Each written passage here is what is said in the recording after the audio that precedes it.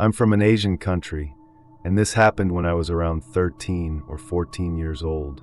At the time, I had been very sick and bedridden for 3 days, following my doctor's advice. The strange incident happened on the third night, around 2 a.m. I was sleeping next to my mom, and my bed was positioned right next to the window. Suddenly, I woke up to a strange noise. It sounded like someone was talking right outside the window, but through their nose. The voice was muffled, almost like a language, but completely unintelligible. I couldn't understand a single word, and it gave me chills. As I became more aware, I noticed something unusual. The tiny hairs on my hands were shaking on their own. It wasn't normal trembling. It felt like a strange force was causing it. I remember thinking at the time how weird that was. My mom, who has long braided hair, was still asleep. That's when I saw something forming at the end of her braid, a small shadow-like particle. It started to grow slowly, taking the shape of a human figure, though it remained completely dark like a silhouette. The shadowy figure began crawling up the wall next to us, getting larger as it moved. It resembled a shadow version of Spider-Man, clinging to the wall in a crouched position.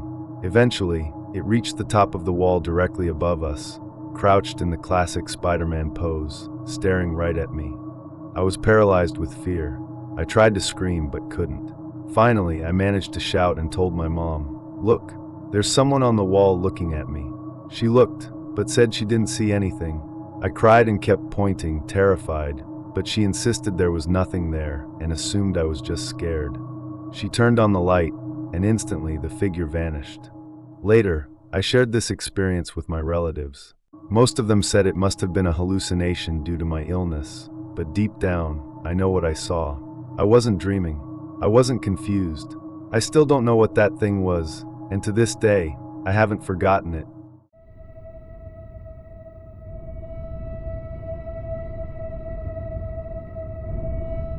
I worked the night shift driving a taxi in a small town. Most nights are boring, just drunk students or tired workers heading home. But last Friday was different. It was close to 2:45 a.m. when I got a call from dispatch, a pickup request from the old highway outside town. Weird, that road had been closed for years after a landslide. Still, money's money. When I got there, the fog was so thick I could barely see a meter ahead. My headlights caught a figure standing by the roadside, a woman in a dark dress, soaking wet, staring blankly at me. I rolled down the window and asked, "Need a ride?" She nodded once. She didn't say where she was going, just sat silently in the back seat, dripping water onto the floor mats. Her face was hidden by her long hair. I started driving, but the GPS wouldn't load. No signal, no clear destination. The woman simply pointed forward whenever I hesitated. After what felt like hours, we passed the town's edge and headed toward the forest. Finally, my nerves broke. I glanced into the rearview mirror to speak to her and froze. There was no reflection, only the wet imprint of where she sat, slowly soaking deeper into the fabric. I turned around.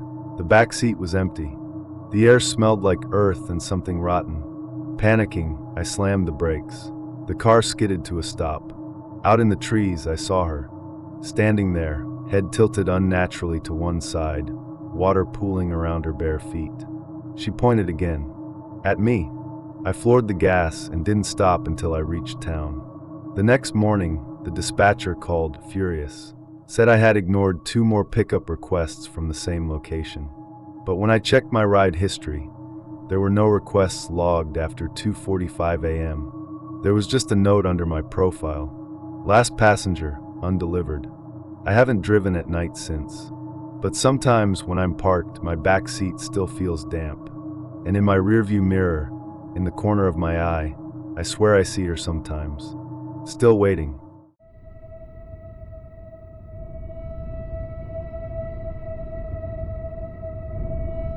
It started on a Thursday night in March, about 2 years ago. I had just moved into a modest 1-bedroom apartment in an older building on the edge of town. The rent was low, the neighbors quiet, and the brick exterior had a comforting kind of charm. I was tired of roommates, tired of shared spaces and fake friendliness. This place felt like solitude, like peace. The first 2 weeks were uneventful. I fell into a rhythm. Work, home, dinner, sleep. I cooked for myself. I read in bed. I even took walks around the block at night when the streets were empty and the air smelled like rain and wood smoke. Everything felt calm. Then one day I heard a strange scratching sound. It was faint at first, just a whisper of sound at the bedroom window. I live on the second floor, so I figured it was a branch swaying in the wind. But it persisted, night after night, a slow, rhythmic scratching, like something was trying to trace a shape into the glass. One night, I pulled the curtain aside and shined a flashlight out into the dark. There was nothing, no branch, no bird, nothing at all, just the faint reflection of my own pale face in the glass. I told myself it was nothing. The mind plays tricks. Old buildings creak. Maybe it was a mouse in the walls, or the echo of some distant noise bouncing off the alley. For 3 nights I believed, not lied to myself, that it was just that, but I was wrong. Because on the 4th night, the scratching stopped. I was relieved, but also strangely uneasy. I had grown used to it in a twisted way. Its absence felt heavier than its presence. That night, I locked all the windows and doors. I double-checked the latch on the fire escape window in the kitchen.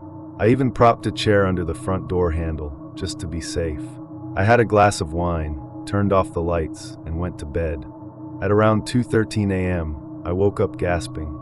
The sound that woke me wasn't scratching. It was breathing. Not mine, someone else's. Wet and shallow, just inches from my face. I shot up and turned on the bedside lamp. No one was there. My room was empty, but the air felt wrong, heavy, like the moment after someone leaves a room, but their warmth still lingers. I sat awake until dawn, clutching a kitchen knife and watching the shadows crawl across the ceiling. I told myself I had been dreaming, that my imagination had gotten the better of me. That was easier than the truth. The next night, I barely slept. Every creak made my heart jump. Every gust of wind against the window felt like a hand trying to find its way in. A simple break-in, but it changed me forever. It was a Sunday. I remember that clearly because I had stayed in all day, trying to get ahead on some work. Around 9 p.m., I decided to take a shower. I left my phone on the bed, my laptop on the kitchen table, and the front door deadbolt. When I got out of the shower, the bathroom mirror was fogged, and the room was filled with the scent of steam and soap. I wiped the mirror clean and froze. There were wet footprints on the tile behind me. Bare feet, too large to be mine, leading from the doorway toward the tub. I turned around slowly. No one was there, but the door, which I had closed, now hung open. I ran to the living room, my towel barely holding together. Everything looked the same, nothing missing, nothing out of place. But the feeling was back, that pressure in the air, that lingering sense of presence, of watching. I checked every inch of the apartment, under the bed, behind the curtains, in the closet. I even opened the kitchen cabinets, one by one. Nothing. I was alone. At 11:47 p.m., my phone buzzed. It was a notification from the home security app one had installed a few days earlier, more out of paranoia than anything else. The motion detector had been triggered in the hallway, the one just outside my apartment. I opened the live feed. The image was grainy, but clear enough to make out the narrow hallway and the flickering overhead light. And in the center of the frame stood a man. He was tall, too tall. His head almost touched the ceiling. He wore a filthy hooded coat that hung in tatters around his knees. His face was pale, not white, but a kind of ashen gray, like old paper left out in the sun. He didn't move. He just stood there, staring at my door, as if waiting for something. I didn't breathe. I didn't move. I watched the feed for what felt like hours, and then, without warning, the screen went black. I jumped up and ran to the peephole. The hallway was empty. I called the police. They arrived 20 minutes later. 2 officers.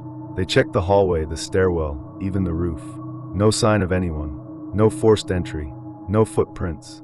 Nothing. They told me to get some rest. That it was probably a prank or a glitch in the camera. The irony in their judgment. I didn't sleep that night, or the night after. I moved a dresser in front of the door. I kept every light in the apartment on. I stopped going to work. I barely ate. I just sat there, waiting. It happened 3 nights later. At exactly 3:12 a.m., I heard the doorknob turn. Not jiggle, turn. Smooth and deliberate. The deadbolt held, but the sound still chilled my blood. I stared at the door, unable to move, my body frozen in place by some primal fear I had never known before. Then came the knock. Soft, polite, rhythmic. 3 taps. Pause. 3 more.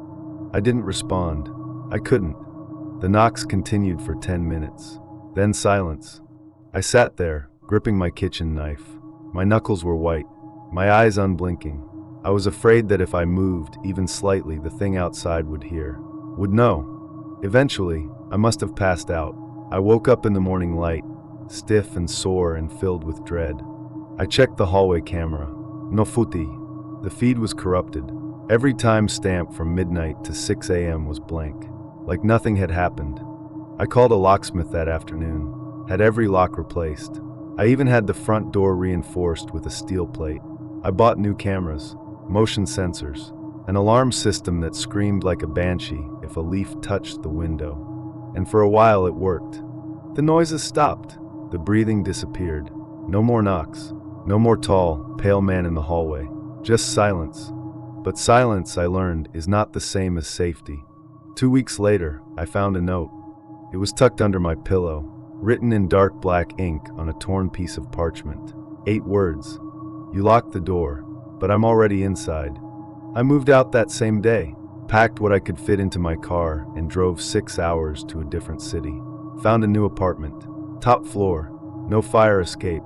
Double locks on every window. Cameras in every room. I even sleep with salt around the bed. A friend told me it helps. But the truth is, I don't think it matters, because wherever I go, he follows. Sometimes I wake up and smell that same wet, rotten breath. Sometimes I find fingerprints on the mirror that don't belong to me. Sometimes I hear the knock. Soft, rhythmic. 3 taps. Pause. 3 more. So I keep the lights on. And I don't open the door. Not ever again.